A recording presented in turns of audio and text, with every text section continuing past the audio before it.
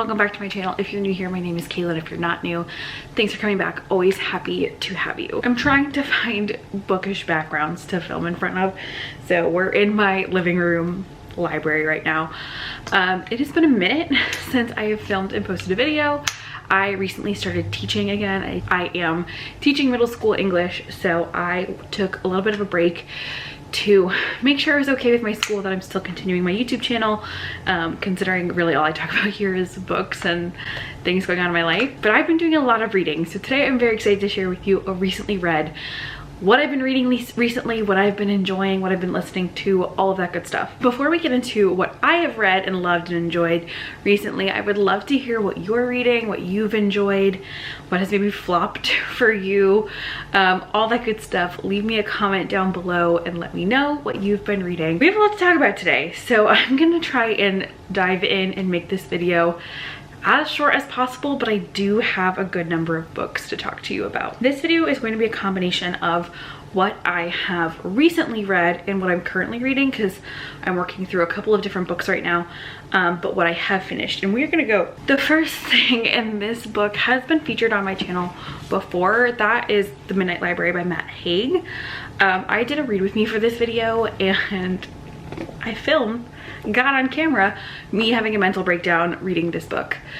This book follows this girl named Nora who, trigger warning, decides to commit suicide, and basically on the night that she chooses to die ends up in this place called the Midnight Library, which is filled with books that have alternative endings for her life based on different decisions she could have made throughout her lifetime. I feel like this book is all over TikTok and BookTube and Bookstagram as like such an empowering, life-changing book, which I do to an extent agree that it is.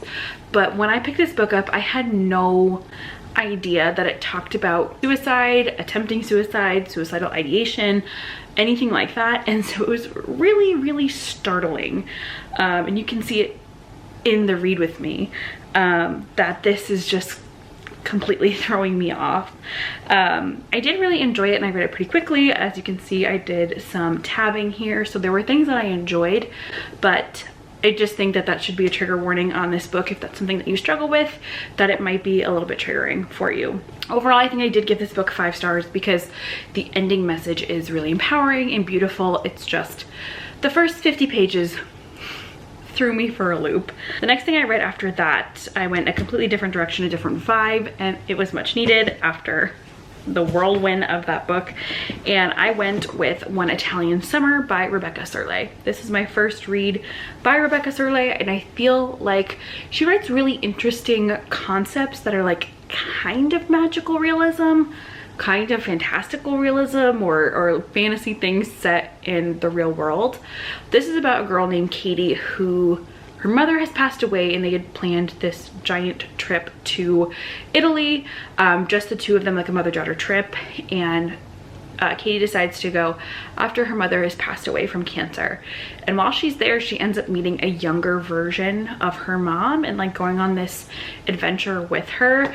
Katie's also really unsatisfied in her personal life, and is like struggling to figure out how to move forward. Like without her mom, how is she gonna go through about her life? Is she gonna keep living the same old life, or is she going to do something like radically different to be happy? I didn't love this book. I think the setting was the strongest part of this book. Being on the Mediterranean coast in Italy was such a beautiful, beautiful setting. Like I felt like I was there eating pasta, looking at the Mediterranean on the Amalfi Coast, drinking Aperol spritzes. I felt like I was there, and I wanted to be there, which was great. But I really did not find our main character to be very likable. Understanding that she was going through a lot, I felt like she was kind of annoying and a little bit harsh to her husband, and I feel like she went on this big adventure to learn so much, and she kind of ends up in the same place, which was a little bit of a disappointing ending for me. Overall, I think I gave this 3 stars, maybe 4 on Goodreads, but it's probably trending more towards a 3-star read for me. It was quick. It was not, I don't want to say lighthearted, but it was like an easy read, I guess, in a beautiful setting, but I don't know. Not my favorite. I think also what's really difficult for me is we never get an explanation of how this younger version of her mom is in Italy. Like, is it in her brain? Is it time travel? we don't really see any of that, and that was a question that left me hanging. Next, we get to talk about a really exciting book that I'm already ready to reread. It is so far my favorite book that I've read this year. It is fantastic, it is beautiful, it is wonderful, and I'm so excited to talk to you about it. This book, I am already calling it, I think is going to be my favorite book of the year. I am ready to reread it because the second one comes out in November. You probably know what I'm talking about. If you don't, I am talking about the much beloved, very popular Fourth Wing by Rebecca Yarros. Fun fact, I read this book on my iPad. I should have shared recently a reading vlog for me reading the entirety of this book, but I was at a bookstore near my parents' house the other day and I found a physical copy. I waited like over a month to try and find a physical copy somewhere and couldn't, but I love this book so much that I did want it represented in my library. I'm probably planning on rereading this prior to the sequel's release and like annotating and tabbing it because I loved this book. This book follows our main character, Violet. It is, somebody described it to me as a combination of Harry Potter and Divergent with dragons. Basically, Violet is at a military college called Basgiath. Yeah, Basgiath. All of the terms and words and names in this book are like Scottish Gaelic, which I think is super interesting. And there's a whole girl I follow on TikTok who went through what all of these words and names mean, and it was the coolest thing. But she has grown up her whole life training and preparing to be a scribe like her father was. However, the military quadrant, her mother is like the commanding general of the military quadrant. The military quadrant is built and made up of dragon riders or warriors trained who have bonded with a dragon and can ride their dragon. On the day of this kind of like reckoning test that Violet has to do to get into this college, she's kind of forced or voluntold to join the Riders Quadrant, and it's really dangerous. A lot of people die. Violet also has some health issues going on that make it even more difficult for her to be able to survive the Riders Quadrant.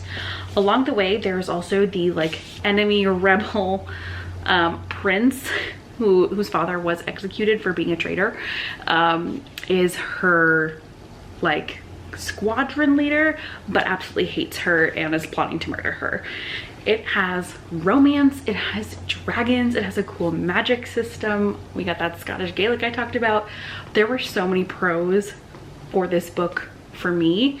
We had a little bit of spice in this that wasn't like overbearing, was enough slow burn, that was just overall a great read for me. I devoured this book. I think I read it in just about 24 hours. Not short. We are just about 500 pages in length for Fourth Wing, and I really like this book. I gave it 5 stars. Some people think that this is just like not the best fantasy in the world, which is fine. Some people think it's overhyped. Normally when things are overhyped, I tend to be on the side of that wasn't worth the hype, but I really thought Fourth Wing was, and I really enjoyed it. My problem is this is slated to be a 4 to 6 book series, and I don't know if my attention or my memory can last that long, so we'll see. But I am very excited for the second one to come out in November. The next one was absolutely a disappointment for me. I had picked this up a while ago and been waiting for the right moment to read it. I had a cool rainy day all by myself with a big thunderstorm where I like set the mood, lit a candle, got some wine, and I was reading this. This was Ruby Spencer's Whiskey Year by Richelle Bilow. This was super disappointing for me. This is about a girl named Ruby who goes to Scotland. She moves to like a very remote small village. Remember the Scotland thing, and she starts renting a cottage there with the purpose of writing a cookbook. She has been like living in New York, working as a food writer. She's been kind of in the hustle and bustle of New York life, and she kind of wants a reset being 35. She just wants to like have a different experience, slow down, and find what she wants to do with her life. So she goes to Scotland. You can't have this cover. You can't have this. You can't have a Scottish Highlands setting. You can't have a brooding, bearded man named Brochan and not have it be a passionate romance. I'm sorry, you just can't. You are setting every single person up for disappointment. This looks like it's gonna be a fun, passionate romance. It's not. This was the slowest of slow burns. It's only around 300 pages, and I got to about page 200 and we hadn't even kissed yet, and it was so upsetting. But I think furthermore, what's the biggest problem with this book is that the main character was, to me, insufferable. Literally insufferable. She is supposed to be 35 and she's acting like a 20-year-old. Like a literal 20-something, and that's coming from a 20-something. She was so annoying. She literally like kept this secret and hurt the guy that she's trying to have this budding romance with over a pinky promise. A pinky promise. And over again she's like, but I could tell him the secret, but I made a pinky promise. And I'm like, you're 35. If I am like this at 35, I don't deserve to have friends. Like, please just leave me alone in isolation because I'm insufferable. She is very like whiny and recognizes when she's doing things wrong but doesn't change them, which is super frustrating. And I am kind of over the miscommunication trope, especially in instances where the only miscommunication is you were unable to have a conversation. End rant. I gave it like 2 stars. I listened to Before the Ever After by Jacqueline Woodson. This was the beginning of my audiobook phase that I'm still in. When I was doing like classroom projects and getting ready for the school year, I was listening to audiobooks while I was doing things to feel like I was still having fun and just like enjoying my summer and not working the whole summer. Before the Ever After is a middle grade novel about this boy. I cannot remember his name, but he lives in New York and his dad is a professional football player.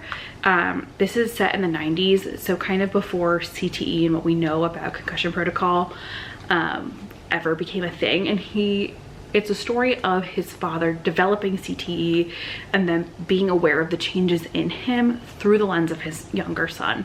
His son is probably like 11 or 12 and he's noticing that his father doesn't remember things. His father is being like irrationally angry, doesn't really know who he is anymore. And he's really confused about why all these changes are happening, and they start to realize it's because of how many concussions he had during his time playing pro football.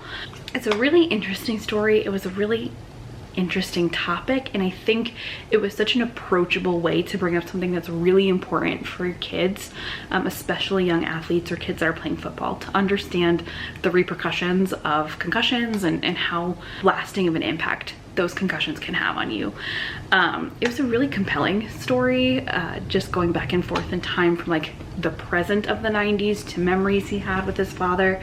It was really sweet. It was really emotional. There were times I was tearing up, and I gave it 5 stars because it went super quickly. It was a really important topic and I think it handled it really, really appropriately. Next one I also listened to, and I'll put the covers of these somewhere here, but it was called Be Not Far From Me, which I don't know if I should have been listening to over the summer, but I did. This is a young adult realistic fiction novel. The reason I say I probably shouldn't have listened to it this summer was I did a lot of hiking this summer, and this is about a girl named Ashley who decides to go hiking in the Smoky Mountains with her friends. They're really going to like kind of camp and have a party for the end of the summer, or the end of the school year. End of summer. They go hike into the woods to have a party in the Smoky Mountains. She catches her boyfriend cheating on her with his ex, and while she is really, really drunk, she gets upset and she kind of stumbles away from their group, from their camp.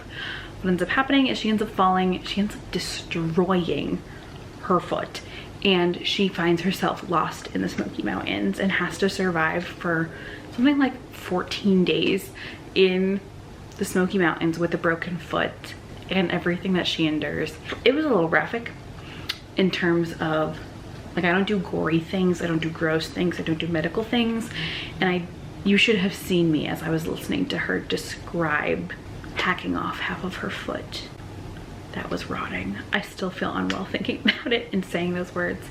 Okay, but what I really liked about this book, and I definitely, this is gonna sound dumb, I felt more equipped to go on my hikes. I feel like she talked about really practical, good knowledge to have when you find yourself in nature hiking or in the woods. And I was like, you know what, if I get lost and this is my home now, I have a little bit more understanding of what I should do than before I read this book. It is by no means a field guide. It is by no means an education in survival skills, but it did give me some information I didn't have. It was quick, it was interesting. I really felt compelled to understand and like get to the end to see where she ended up. Like I knew she couldn't not survive because she was the main character. It was from her perspective. It was a first person point of view book. So if she died, there would be nobody to continue telling us what happened. But I wanted to see how she got found and kind of how everything else resulted. I think I gave that one 4 stars, I believe. This one was a little bit of a disappoint for me, and that was The Moon and More by Sarah Dessen. It is not summer for me if I do not read a Sarah Dessen book, and this was the only one I had on my shelves that I hadn't actually read yet, so I decided that this would be the summer that I read it. This follows Emmeline, who has what seems like a pretty perfect life, but as like it's described that way, but she actually doesn't. Emmeline is living in Colby. She's living in Colby, North Carolina. Her family owns like a real estate rental company where people can rent beach houses. She's had a boyfriend of several years. She's going off to college after this summer. She has kind of a complicated relationship with her dad, in that her biological father is not really present in her life, but her stepdad plays the role of dad in her life. At the start of the novel, Emmeline's boyfriend ends up cheating on her. Her dad comes back to town after he's just kind of like completely ruined her chances of going to Columbia in the fall. And there are people in town trying to make a documentary about one of Colby's residents, and she ends up on this like very weird romance with the intern working on the film, and he is like the most cringy, insufferable, weird male love interest in the Sarah Dessen universe that I've ever experienced, and I just did not like him. I was not having fun. I also didn't love Emmeline. Like literally 2 hours after she broke up with her boyfriend of 2 years, she was kissing somebody else, and I just felt like that was a little bit icky. She was like kind of ignoring her mom, who's been like her best friend throughout her whole life. She started to ignore her best friends for weird documentary man, and I just was not having fun. And I literally got to the point where I was reading just to say it was over and it was done, and I really did not care what happened to any of these characters. So not my favorite Sarah Dessen. Disappointing. I think I gave it 3 stars. Don't know that it deserved all 3 of them stars, but that's okay. The next one, I'm gonna lump these 2 together even though they're out of order, but I'm really proud of this. I listened to both The Glass Sword and King's Cage by Victoria Aveyard. So those were the 2nd and 3rd books of the Red Queen series. I tried to start reading this book back in May, and for some reason picking it up and reading it could not hold my attention, but listening to this series, I have devoured it. I'm listening to like 20-hour audiobooks over the course of a week. Oh, I went through the 2nd and the 3rd. I'm not gonna talk too much about it because they're very like, it would be very spoiler heavy if you haven't read the Red Queen series, and I'm really enjoying it. So after the events of the Red Queen book, which I can't talk about because there's a big freaking plot twist at the end, we kind of end up with our main character Mare, who's trying to understand her abilities as a person with red blood that has magical powers. The whole premise of the Red Queen is that there's this kind of dystopian futuristic society where there's these people with silver blood, like their blood is legitimately silver, that have really interesting powers. Like they can manipulate metal, or they can control fire or water or whatever. But our main character Mare Barrow finds out that she has red blood, which is typically like the lower class of people who are servants or laborers or things like that, or often conscripted to the military to die for Silver's wars. Mary discovers that she has red blood, but she also has the power to control lightning, which is really cool. She ends up in the first one in the king's court, and she is pretending to be the lost daughter of a Silver. So they're trying to pass her off as a Silver even though she's a red. There's a big plot twist at the end of the 2nd novel, and at the end of the first novel and the second one, we're kind of picking up where we left off, where she is going on this adventure to find other people that are like her, that are red-blooded, but have these capabilities. She ends up on this huge jaunt around the world, being kind of hunted at the same time by a deranged king. And it's just really interesting to see all these different abilities that she has, but also her kind of like military style thinking and figuring out her next move each time. It was really cool for me to see her think through her next step to kind of evade this king and also take him down at the same time. She's also a member of the Scarlet Guard, which is a group of like militant red people who are trying to overthrow the silver ruling hierarchy in Norda, which is the place where we're at. The third one, truthfully, not much happened. Not much happened in the third book. I will be so real with you. She is basically taken hostage for like 6 months, and we see her kind of beginning to, I apologize for whoever that is. We see her like even while she's in captivity trying to work to gather information, find a way to escape, while she's actively like going through torture and isolation, which is so difficult and has such lasting traumatic effects on her as a person. The third book is also where we really see the romance begin to manifest and develop on the page. Like we've had inklings of this, like we've had a few smooches here and there, but we're actually like making a commitment to somebody in the third book, which is, I've been waiting a while for it. The second and third books I gave both 4 stars. I think they were great. They weren't like best books I've ever read, but I think they were great continuations and installments of this series and this plot line. What I found was really interesting is I read the first one and I went 8 months. That was the first book I read in 2023, was Red Queen. I went 8 months before picking up the second one, but once I got to the end of the second one, there was that quick like plot twist that I had to start the third one right away. Same thing with the end of the third one, I had to start the fourth one right away. I'm currently 72% through the last book, so I'm hoping to finish that in the next couple of days. It has been by some grace of God that all 3 of these books have been available through Libby for me to listen to, but I'm really enjoying this series, and I love Victoria Aveyard as an author and like what she represents as an author who is like fun and transparent about her writing experience. So I'm really excited. I got her next series to start as well, but haven't gotten there quite yet. One more to talk about that I finished, and this one is also one that I'm really proud of. I reread and finished A Court of Mist and Fury, oh, hello, by Sarah J. Maas. I reread A Court of Thorns and Roses last August, and this August I decided to read the second one because I was just like missing Valaris and these characters, Feyre and Rhysand and all these people. I just missed this storyline and being in this world. I also have a friend, Reese, who just started the series, and I think her reading along was making me want to relive the experience. I have been so nervous to read A Court of Mist and Fury because I had the same issue with A Court of Thorns and Roses in my reread. I was, for some reason, so nervous that I wouldn't like it as much this time as I did the first time I read it, which is stupid. I also was really intimidated by how long this book is. It is pushing 600 pages long, maybe a little bit more. And I just didn't think I would ever be able to get through this book. Tell me how I read this in less than a week. I literally read this cover to cover in less than a week, ready to go. I tried to tab, but you can see where I got too engrossed and I didn't have the intention to finish it out. But there were so many things in this reread that I forgot about or I didn't pick up on my first read. This was such an enjoyable experience, and I really want to read the third one, A Court of Wings and Ruin, soon. I'm just not quite sure when, but this was again a 5-star read. I love this series, and it truly showed me that I can read the thick, chunky tomes.